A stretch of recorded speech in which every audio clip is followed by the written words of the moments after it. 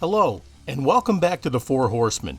My name is Paul, representing Diecast Graveyard. Along with my fellow builders, Jeff from 164 Revival, Xavier from Diecast Show Customs, and Keith from Outlaw Speed Shop, we make up the Four Horsemen. Now, once a month, one of the team members chooses a car and chooses a theme for the month. Now, for the month of June, the car is a custom Otto, and the theme is flames. This was chosen by Jeff at 164 Revival. Now you can blame him for all the heartache and headaches that you're going to get from doing this build. No, I'm only kidding. This is going to be a lot of fun. So grab your adult beverage and join along as the Four Horsemen take you on another adventure. Let's go ahead and get started. Now remember, if you're submitting a build, send your glamour shots and if you have a logo to the Four Horsemen Diecast at gmail.com. Now, the recap video will only be on the Four Horsemen Diecast YouTube channel.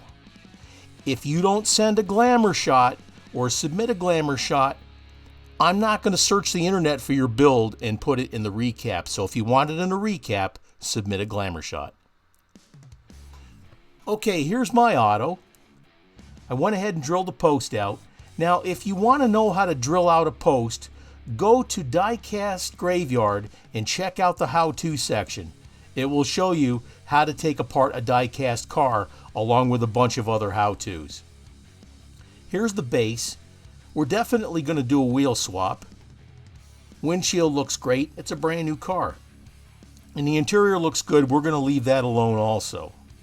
But let's go ahead and get that body of the car taken care of. Here's the Otto.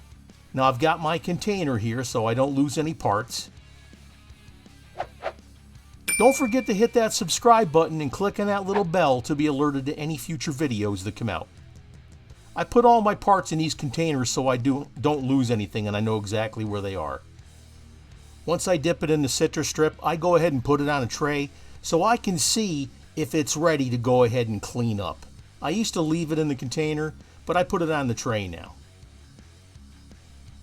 Let's let that set for a little bit and continue on. A little longer than a few minutes later. I got the body all cleaned up and then I primered it up. Here I'm going to use the Createx paint Detail Blue Violet. I'm going to paint the back end of the car, actually the whole car first, and I'm going to do a fade from a black to a blue violet. When you're using these Createx paints or you're using the Chroma Air paints from Spray Gunner, you should use a primer because those paints will peel off a bare metal car. It needs to have something to hold on to. So make sure you get some kind of a primer there. This blue violet looks pretty cool, and it's going to be neat for the paint job and the decals that I have in mind. Now, I did recently get my own white toner decal set up, and I'm still experimenting with a few things to make sure that I get the process down.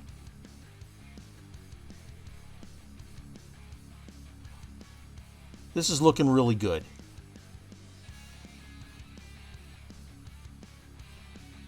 Let's go ahead and go to the next color.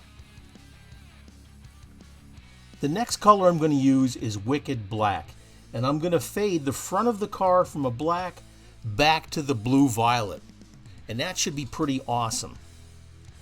I mixed it with a little bit of reducer and thinned it out, even though I'm using a 0.5 needle. Now, these paints, the water-based paints, the medium is thicker, so you're definitely going to have to reduce them down, especially if you're using a 0.3 needle. And that also will it will determine the amount of air pressure you use. Now, I normally use around 20 to 25 pounds. Sometimes I might bump it up to 30 at the most. But you're just going to have to experiment with the airbrush setup you have. I'm using the Grex Tritium airbrush with the trigger in the front. I love this brush, and I got it from spraygunner.com. If you got any questions on this airbrush, send me a message in the comment. I'll be happy to fill you in on all the information you need on this fantastic airbrush. Let's move on. Waiting for the paint to dry. Okay, the paint is dried sufficiently. Normally, with the Createx paints and the Chroma Air paints, you only have to wait about 30 minutes for them to dry. I let it set for a few hours. Well, the first set of graphics we're going to put on is right here on the hood.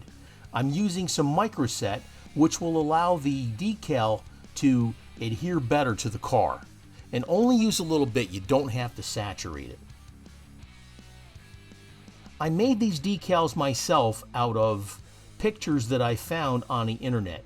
I just did a search for vehicle graphic flames, and I put in the words black and white, and this is what I came up with.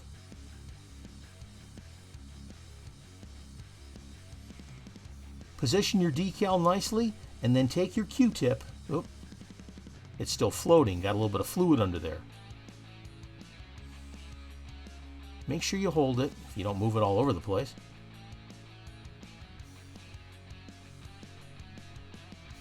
And then rub it down and squeeze out the excess fluid underneath the decal. Take your time, rub it gently, and it'll lay in place for you nicely. Now once you get it to where you want it, around the higher edges that it sits up in the air, just take your Q-tip and blot it down. Now later on, you may have to come back in with some microsol, and that will help it to adhere, and it will make the decal kind of stretchy and gummy. And you can push it into recesses like door jambs, around door handles and hinges and things like that. And that'll help you set your decal up better. Okay, now we're going to put the flames on the sides of the car. Again, I found these flames on the internet under black and white flames for car graphics, and these are what I found. I copied them, brought them into my graphics program, cleaned them up, and printed them out with the white toner that I have.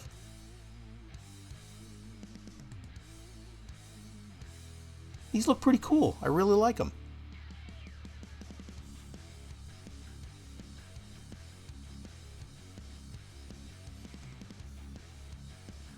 That's looking awesome.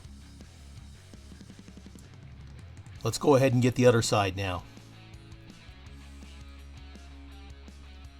Same flame, just flipped it around 180 degrees. I'll tell you, I got the decal set up, the same one that Paul from Fat Guy Productions has a video on. And it's a very good video. You should go check it out. How to make your own white toner decals and the printer setup. Now this setup isn't cheap. I've got a refurbished printer machine, but I went ahead and got the warranty on it.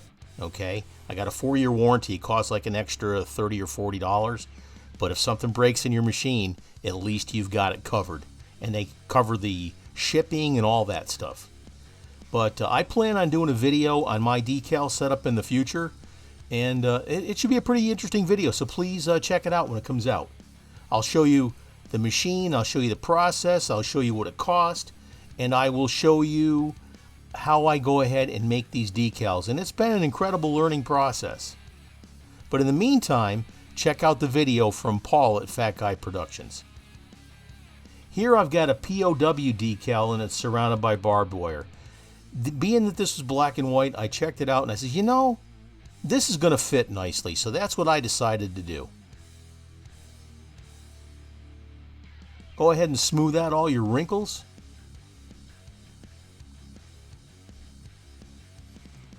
Now, if you want to put decals on your car and you're looking for something really cool, check out Second Chance Red Lines. Vince is the master when it comes to white toner decals. Not only does he have decals for the old red lines for your restorations, but he's got some really cool ones too for the more modern cars like your 55 Bel Air Gasser and your Silverado pickups. Check him out at Second Chance Red Lines. Okay, now we're going to do a wheel swap on the base of the Otto. I found some Real Riders here, and these are really cool tires too. I got them from Samed Wheels. Enrique has a fantastic product. And the best part about Samed Wheels is that they are in North America, which means you haven't got to wait weeks or months to get your tires ordered. So check out Samed Wheels on eBay and on Facebook. This is where I get all my tires from now, folks, and you can get a really good deal on your Real Rider tires. Go ahead and use a screwdriver and pull back and fold back the pins on these plastic bases. If you have the metal pins, you're either going to have to cut them out or grind them down. Now I'm checking out the wheels in the front there. Those look really darn good. Here's the wheels for the base, and they look fantastic also. Look at that nice profile. And I love the raised white letter tire look on these cars. I'm going to go ahead and center these, and then I'm going to take some super glue and glue them in place. I let that set for a while. Now I'm going to take these Sharpie markers. First in the front, I'm going to take a black Sharpie marker and I'm going to color in the grille. This just gives a little bit of detail to your car. Just follow it around with the tip and fill in the center, and you're good to go. Now if you want to go ahead and use like a flat paint or a semi-gloss paint, then you can use a toothpick, you can use a fine paintbrush, you can use a super fine Q-tip or a hobby Q-tip. Now I'm taking the red Sharpie marker and I'm filling in the taillights in the back. Since it's got a fine point, I just follow around the little square and then fill in the center. If you happen to have your pen jump out of line there, just go ahead and take you a little bit of alcohol and rub it out with a Q-tip or something like that, and it'll take it right away, and then you can do it again. I make mistakes too, and sometimes I have to use that method in order to clean it up. That looks great. Okay, here's all the pieces. I've got the body with a beautiful clear coat protecting the decals. We got the white flames in the front and on the sides, and we got the POW emblem on the top of the hood, and it fades from black to a blue-violet. Here's the base with the detail on the lights in the grille and those beautiful Samed wheels, those Real Riders. Here's the interior. Like I said, I wasn't going to do anything with it. And here's the windshield all ready to go. Let's put it all together and have our reveal. And here's what we started with, a custom Otto. And the theme of this month's build was flames. We took it apart, we stripped it, we painted it up, gave it a nice fade paint job. We put the flames on there and we gave it a nice clear coat to protect it. Then we did a wheel swap with the Samed wheels. And the car, I believe, turned out fantastic. Now, don't forget, in the comments is the links to the other builders for the Four Horsemen. Jeff at 164 Revival, Xavier at Diecast Show Customs, and Keith from Outlaw Speed Shop. Check out their builds also. Like I said, the links will be in the comments. And then when I do the recap video, check out the other folks that have participated in these builds and see what they did too. Please check them out. And here's the result. Look at the blue to black fade. Very, very subtle. But look at those decals. They look really cool. I like the white flames. They look pretty decent. And I like the POW emblem on top. I myself am retired Army, and I served proudly for 20 years. I was a bomb disposal technician, and I actually still do that today for my regular job. I'm a contractor. I've spent many years overseas. I spent the last 5 years between Afghanistan and Kuwait. Been back in the United States for about 2 years. And guys, I love the military. It definitely set me up for a career, and it set me up for life. And I absolutely love the United States Army and the other branches of the services too.